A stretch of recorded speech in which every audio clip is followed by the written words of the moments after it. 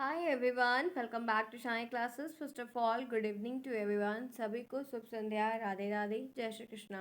कैसे हो दोस्तों? होपफुली आप बढ़िया होंगे। उम्मीद तो मुझे आपसे यही है। आइए शुरुआत करते हैं आज की अपनी इस क्लास की, जहाँ पर हम पढ़ेंगे सोशल साइंस। आप लोग का फोर्थ सेमेस्टर का सिलेबस काफ़ी अच्छा है। कुछ सब्जेक्ट इजी हैं, कुछ टफ हैं, कुछ सेम सेम सो हैं, ठीक ठाक है। बहुत परेशान नहीं होना है, हो जाएगा। वैसे भी आप लोगों ने 3 डे लिए हैं, तो काफ़ी कॉन्फिडेंस आपका बिल्डअप हुआ होगा। मैं सही कह रही हूँ ना? आराम से हो जाएगा, परेशान नहीं होना है। सोशल साइंस थोड़ा सा बड़ा है, तो इसको हम रेगुलर बेसिस पे कर रहे हैं, हर चीज़ करेंगे। तो ये मैंने स्टार्ट की हुई आपकी दूसरी यूनिट, जिसमें हम आंदोलन के बारे में पढ़ रहे थे, जंगों के बारे में पढ़ रहे थे। इस बार की जंग उस टाइप की नहीं है, बट जितने कार्य किए गए हैं चीज़ों को सुधारने के लिए, इम्प्रोवाइजेशन के लिए, वो चीज़ इम्प्रूव की जा रही है। ठीक है, चलिए फिर शुरुआत करते हैं। आप जुड़े हो मेरे साथ, मैं हूँ शालिनी, सभी का स्वागत है यहाँ पर।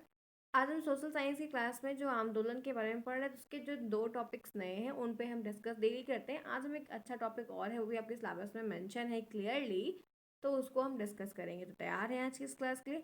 पहला बात, अगर पहली बार नए कोई भी आए हैं तो प्लीज़ चैनल को सब्सक्राइब करिए जो नहीं किए हैं अभी तक, और टेलीग्राम ज्वाइन कर लीजिए ताकि आप अपडेटेड रहें और चीज़ें आपको पता चलती रहें। ठीक है, जिस टॉपिक के बारे में हम डिस्कस करेंगे वो रामकृष्ण मिशन है।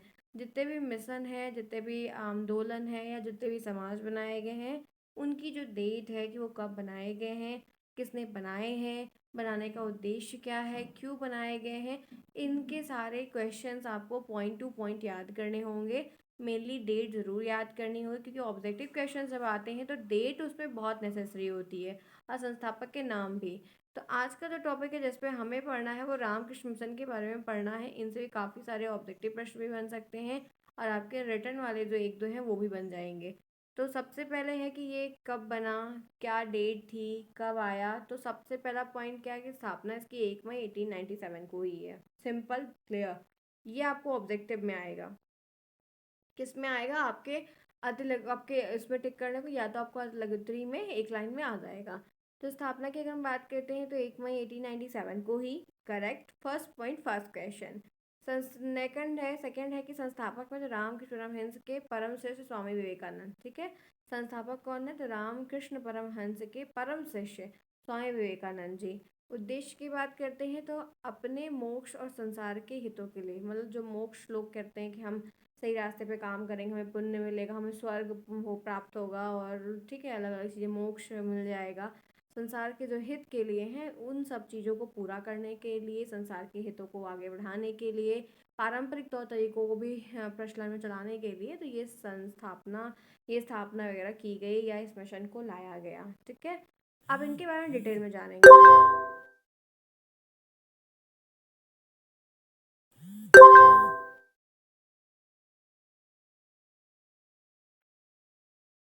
चलें आगे बढ़े।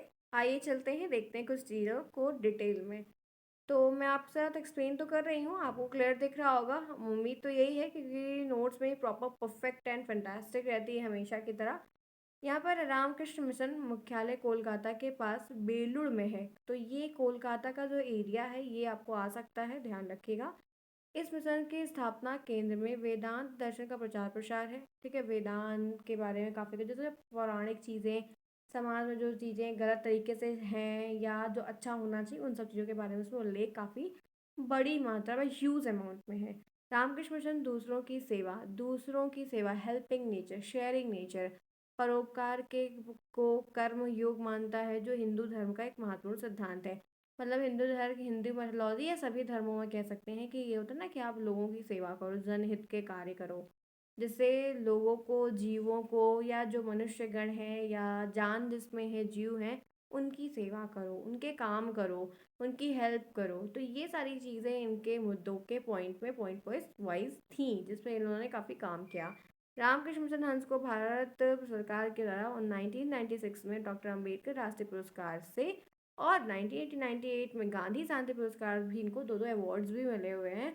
एक अम्बेडकर राष्ट्रीय पुरस्कार भी मिला हुआ, और एक गांधी शांति पुरस्कार भी, क्योंकि ये अमन, चैन, शांति, सुख फैलाना चाहते थे समाज में।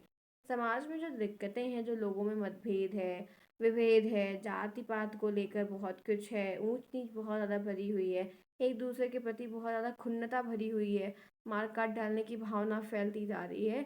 तो इन सब चीज़ों को दूर करने के लिए ये मिशन लाया गया है और लोगों में अच्छी चीज़ें, अच्छी बातें, संस्कार, धर्म, रीति रिवाज, परंपरा, ये सब डालने का प्रयास किया गया है, जो कि इस मिशन के थ्रू किया गया। तो आपको प्रश्न बनेगा कि क्या है, तो आप ये सारी बातें उसमें अच्छे से समझ लीजिए कि हाँ, ये रामकृष्ण परमहंस का नाम और ये दिमाग में क्लिक कर जाएगा कि आध्यात्मिक तरीके के चेंज लाने का जो कार्य किया गया था वो इनके, एक प्रकार से कह सकते हैं ये काफ़ी रहस्यवादी भी कहलाए हैं। ठीक है, ये काफ़ी रहस्यवादी भी कहलाए हैं परमहंस जी, और कुछ लोग इनको बढ़िया संत के नाम से भी जानते हैं। संत की लिस्ट में भी इनका नाम लिखा लिया जाता है।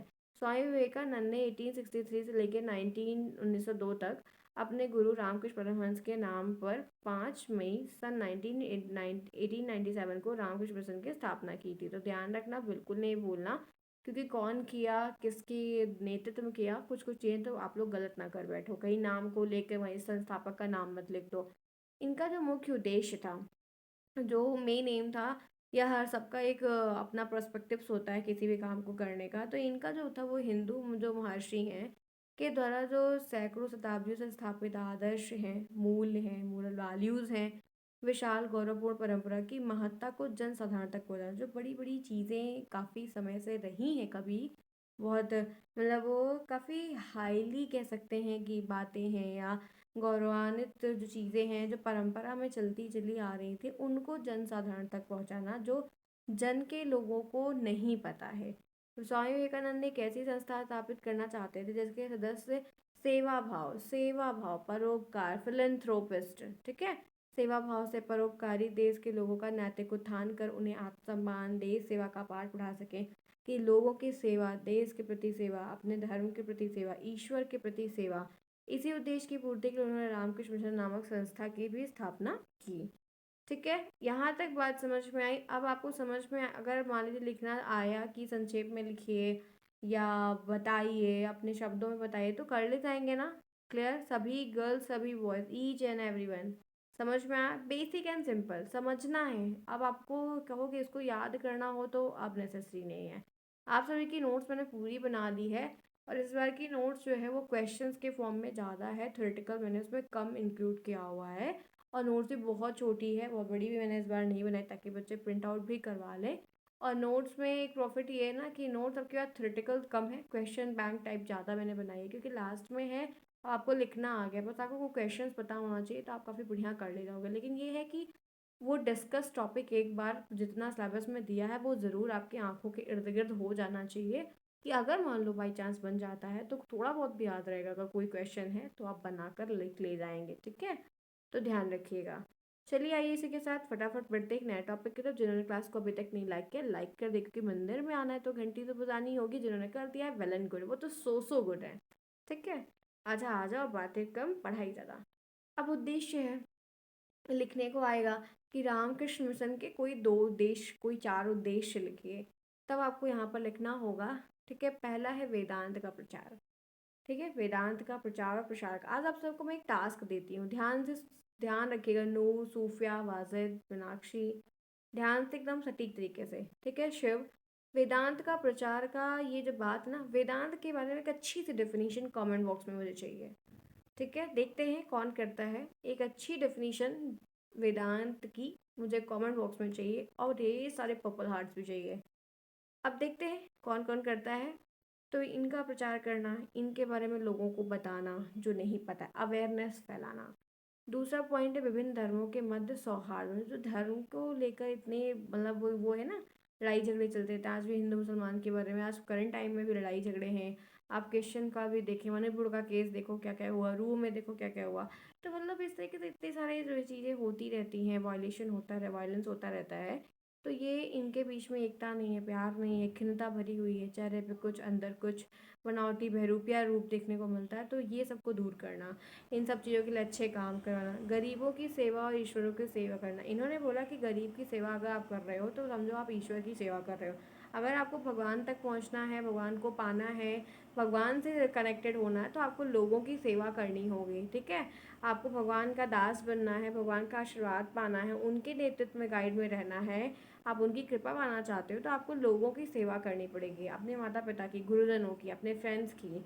आप मतलब जितना जो गरीब हैं या विकलांग है या किसी चीज़ से ग्रस्त हैं या कोई समस्या है, आपके बस में है जितना आप कर सकते हो। ठीक है, देखो हेल्प करना एक दूसरा नहीं, अगर हेल्प करने की बात होती तो इंडिया के सारे गरीब फिर खत्म हो जाते ना। अनिल अंबानी जी के पास इतना पैसा, सभी लोग जो है हम सॉरी अंबानी जी उनको क्या करते, सबको नौकरी दे देते, ऐसा कर सकते थे ना, इतना पैसा उनके पास है, लेकिन नहीं करेंगे ना। हम नहीं, जो गरीब आज भी है, रिक्शा आज भी जो कोई चला रहा है ना, जो जो जूते पॉलिश कर रहा है वो आज भी कर रहा है ना। तो ऐसा नहीं करते, जो जिस लायक होगा उसको उस लायक काम मिलेगा। तो अगर ऐसा कुछ होता तो हो जाता। मोदी जी इतने बड़े हैं तो सारी गरीबी क्यों नहीं मिटा देते, नहीं कर सकते हैं। तो आपको समझना होगा, आपको काम ईश्वर के रास्ते से चल के, ढंग से रास्ते से कर्म कर्म करते हुए हर चीज़ मिलेगी। तो उद्देश्य इनका यही था कि लोगों में जो गलत बातें हैं ना उनको दूर करो, दिमाग के कचड़े को साफ करो, सिंपल से बात है। वेदांत का प्रचार जो स्वामी जी ने भारत में ही नहीं, मालूम है, इन्होंने सिर्फ इंडिया में ही नहीं इसके बारे में कहा, दूसरे दूसरे कंट्रीज़ में भी जाकर प्रचार किया, प्रसार किया, बहुत कुछ बताया, लोगों को बताया, काफ़ी अवेयरनेस फैलाई, तो इतने अच्छे अच्छे इन्होंने काम किए थे। ठीक है, जैसे मैं आपको कहती हूँ कि शालिनी क्लासेस और क्लासेस बाई शालिनी दोनों के बारे में आप बताइए, शेयर करिए लोगों से। मैं मेहनत कर रही हूँ ऑन द टाइम, काफ़ी टाइम से, तो वो चीज़ सेम सेम होनी चाहिए ना, लेकिन आप तो करते ही नहीं हो, कहना ही बेकार है। चलो कोई नहीं, अच्छा आ जाओ, कोई बात नहीं, पढ़ लो अच्छे से, कर लो, लास्ट है, फाइनल है, बहुत है मेरे लिए। रामकृष्ण मिशन के सिद्धांत की बात है, अब आती है बात प्रिंसिपल की। प्रिंसिपल मतलब हिटलर, क्यों, करेक्टेड। पहला पॉइंट है कि ईश्वर एक है और अध्यात्मवाद का अनुसरण कर ब्राह्मण ब्रह्म में लीन हो जाना मनुष्य का परम धर्म। मतलब ईश्वर एक है, भगवान एक ही है, हम उसको अलग अलग क्यों मान के बैठे हैं। अल्लाह वाले एक, हिंदू वाले एक, क्रिश्चियन वाले एक, ईसाई वाले एक, जैन वाले एक, बुद्ध वाले एक, मंगल वाले ये मुझको तो लगता है कि ये जो एक मिथ फैला हुआ है लोगों में ना, अलग है। तो ईश्वर एक है, ऐसा इनका मानना था। अध्यात्मवाद का अनुसरण करो, आध्यात्मिक तरीके से पढ़ चलो। जैसे आपने सेकंड सेमेस्टर में प्रकृतिवाद पढ़ा था, अध्यात्मवाद पढ़ा था ना, वैसे ये भी है। तो धर्म के रास्ते से चलो, ठीक है। इन सब कामों से आपको अच्छा मतलब लाभ होगा, बहुत सारी चीज़ें आपकी अच्छी होंगी।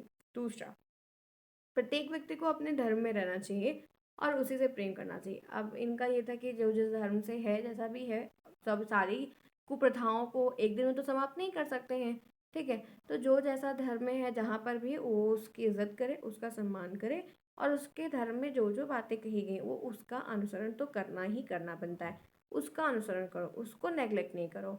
हिंदू धर्म में समस्त अंग सच्चे हैं, रक्षणीय है, तथा हिंदू सभ्यता आज में प्राचीन, सुंदर और आध्यात्मिक महत्व से परिपूर्ण। मतलब हिंदू धर्म की अगर बात भी करते हैं, क्योंकि ये भी लोग हिंदू थे, तो हिंदू धर्म में बहुत सारी चीज़ें, वेद है, वेदांग है, पुराण है, बहुत सारी चीज़ें हैं, रामायण है, महाभारत है, बहुत कुछ है जो सिखाता है। तो इनकी रक्षा करो, इनकी सभ्यता को मानो, इनकी जो सुंदरता उसको, उस पर काम करो, आध्यात्मिक तरीके से सोचो, कर्म करवाओ, ये सारी चीज़ें काफ़ी रिलेटेबल हो जाती हैं, और इनका पालन करो। आत्मा अजर अमर है, इसको ध्यान में रखना है हमेशा, ठीक है। क्योंकि शरीर तो जल जाती है, आत्मा तो जाती है ना, मरता थोड़ी, मनुष्य थोड़ी मरता, आत्मा निकल जाती है, ठीक है। तो वो किसी भी इंसान के अंदर जो आत्मा बसी हुई है, उसके लिए थोड़ा सा सोचो, उस मतलब हेल्प करो, जैसा भी हो जाए। ज्ञान और भक्ति एक ही लक्ष्य की ओर ले जाने वाले दो मार्ग हैं। मतलब ज्ञान के द्वारा भी आप उस रास्ते से जा सकते हो, ठीक है, और भक्ति के द्वारा भी आप उस मतलब अच्छे तरीके से काम को कर सकते हो। फिर उसके बाद ज्ञान, हिंदू धर्म का आधार वेदांत है, और वेदांत के आधार पर ही धर्म के स्वरूप को समझाया जा सकता है। मतलब धर्मों का जो एक आधार है हिंदू का, वो वेदांत में है, और वेदांत के द्वारा हम बहुत सारी बातों को लोगों तक कन्वे कर सकते हैं, बता सकते हैं, क्योंकि उसमें अच्छे अच्छे काम की बातें लिखी हुई हैं। सातवां पॉइंट है, पश्चिमी सभ्यता भौतिकवाद छल से युक्त है। पश्चिमी सभ्यता, वेस्टर्न कल्चर में बहुत सारी चीज़ें छल से भरी हुई हैं। पहनावे को लेकर देखिए कितना ऑब्जेक्शन होता है। अब तो मंदिरों में भी एक लड़कियां सूट सलवार मतलब में आएंगी, जीन्स वीन्स, गुरुद्वारे उर्द्वारे में जाओ, देखो मार के भगाते, लपड़ मारते हैं। अब इस तरह अलाउ नहीं है, अब डांट के भगा देंगे। तो अब जीन्स भी बंद हो रहा है, सूट सलवार में। तो भाई धर्म की चीज़ है तो धर्म से आओ, ठीक है, वहाँ पे कोई फिल्म सिटी नहीं खुली हुई है। तो छल से युक्त है, बहुत सारी चीज़ें हैं। हिंदू में अपने धर्म, समाज, सभ्यता को दूर, जो गलत चीज़ें लोगों में फैलती हैं, जो लोग बोलते हैं अरे कुछ नहीं है, ये है वो है, तो ऐसे गलत चीज़ों को लोगों को मत फैलने दो, रोको उनको, ये सारी बातें। मनुष्य की आत्मा ईश्वर है और परमात्मा के दर्शन किसी भी स्थान से हो सकते हैं। मूर्ति पूजा उपासना का अति शुद्ध और उच्च रूप है। ये कहा गया है कि आप अगर मन से पूजा करते हैं, मन से श्रद्धा रखते हैं, जरूरी नहीं कि आप उनको फल फूल पुष्प ही खूब चढ़ाओ तभी भगवान प्रसन्न होंगे। अगर मन में धैर्य है, मन में चीज़ें अच्छी हैं, मन में ईश्वर के प्रति प्रेम है, भावना है, विश्वास है, आप उनकी आस्था में जाना चाहते हो, तो वो शायद आपको फिर मूर्ति ढूंढने की जरूरत नहीं है। आप मन में जहाँ भी पूछ लोगे, क्योंकि कहते हैं कि हर कण कण में भगवान का वास है। हर एक मनुष्य में जो आत्मा है वो भगवान का अंश है। तो आप उस लिए सोचो, ये मत सोचो कि बड़े बड़े मंदिर में जाओगे तभी ऐसा होगा। जैसे अभी इसमें वृंदावन के एक महाराज जी हैं, प्रेमानंद उनका नाम है। आप देखते हो यूट्यूब पे इस समय इतना छाए हुए हैं, मतलब जब भी कभी खोलती हूँ तो उन्हीं के वीडियोज़ आते हैं। और शॉर्ट्स में भी देखो तो कितनी अच्छी अच्छी बातें समझाते हैं। बहुत कुछ है जो काफ़ी बढ़िया रहे उनका भी। तो मतलब क्या समझाना है मेरा, मैं उनकी बातें नहीं करना चाह रही हूँ, मैं बस ये समझाना चाह रही हूँ कि जितने भी मिशन या समाज सुधार के लिए जो भी चीज़ें हुई हैं, ये सारी चीज़ें लोग अलग अलग तरीके से करते हैं। कोई कहता है कि लड़ झगड़ के करो, कोई कहता है झपट के करो, कोई कहता है मार काट के करो, कोई कहता है छीन के करो, कोई कहता है कि सही रास्ते से करो, कोई कहता है बात करके करो, कोई कहता है धर्म के रास्ते से करो। तो सबके थॉट प्रोसेस अलग अलग हो सकते हैं। हर मिशन की, हर कमेटी में ढेर सारे मेंबर हैं, वो तो साम दाम दंड भेद सब लगाया जाता है ना किसी को सुधारने के लिए। तो ये इतना बड़ा समाज है, इस समाज में इतने भिन्न भिन्न लोग हैं, तो टेक्निक भी तो अलग अलग होनी चाहिए ना। अब एक ही धुन से सबको करोगे तो थोड़ी कोई सुधरेगा। अब इनका योगदान क्या कह रहा है वो जानते हैं। बात समझ में तो आ रही है ना? ठीक है, उम्मीद है कि क्लास बहुत अच्छी होगी और समझ में आएगा। मैं हमेशा हर चीज़ को ना वास्तविकता से जोड़ के बताती हूँ, ताकि ये दिमाग में फिक्स्ड रहे। किताब ही कीड़ा थोड़ी बनना है यार, इतना टाइम नहीं है। बस समझो, लिखो कॉपी में, दिमाग में सेट होना चाहिए। और लेकिन ये है कि लास्ट टाइम में कुछ क्वेश्चंस वगैरह थोड़ा ध्यान देख लेना, वो हो जाता है। अब योगदान क्या रहा है? रामकृष्ण मिशन की संस्थाओं में भारत सहित अनेक देशों में फैली। अब एक जगह नहीं, बहुत जगह इनका प्रचार प्रसार हो गया था। और हिंदू धर्म की श्रेष्ठता का प्रचार, अंधविश्वास, छुआछूत को दूर करना, इन सब चीज़ों को दूर करने का खूब, मतलब कि छुआछूत बेकार चीज़ें हैं, ऐसा नहीं है, मंदिर में जाने मत दो, ये सब बेकार है। तो इनको दूर किया, लोगों को समझाया। अकाल महामारी बाढ़ आपदाओं में काफ़ी मदद की। अकाल आ रहा है, लोगों की मदद करो। महामारी फैल रही, उसमें बताओ लोगों को। रामकृष्ण मिशन कई प्राइमरी, हाई स्कूल, कॉलेज भी चला रहे हैं। ऐसा नहीं है कि सिर्फ ये सब समाज ही सुधार रही है। समाज सुधारने के लिए बच्चों को शुरुआत से ही पकड़ के उनको पकड़ना मतलब मतलब शुरू से ही उनको सिखाना। रामकृष्ण मिशन में कई सारे पुस्तकालय भी हैं। मिशन की तरफ कह सकते हैं कि अनाथालय, औषधालय जहाँ पर दवाइयाँ फ्री मिलती हैं, शिशुपालन, गृह और स्त्री कल्याण की भी बहुत सारी, और औरतों को पढ़ाया, औरतों की पढ़ाई में भी बहुत सारा काम इन्होंने किया है। काफ़ी कुछ इन्होंने किया है जो उससे समाज में अच्छी चीज़ें फैले।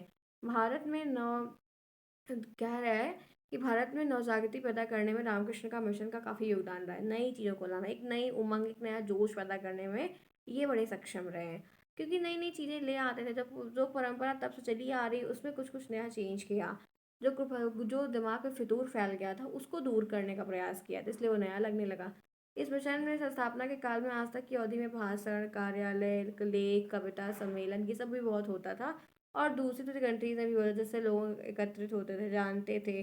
तो ये सबको समझ में आता है। धार्मिक क्षेत्र में इनके बारे में कहेंगे तो भारत के गौरव के बारे में विश्व भर में बहुत प्रसारित किया।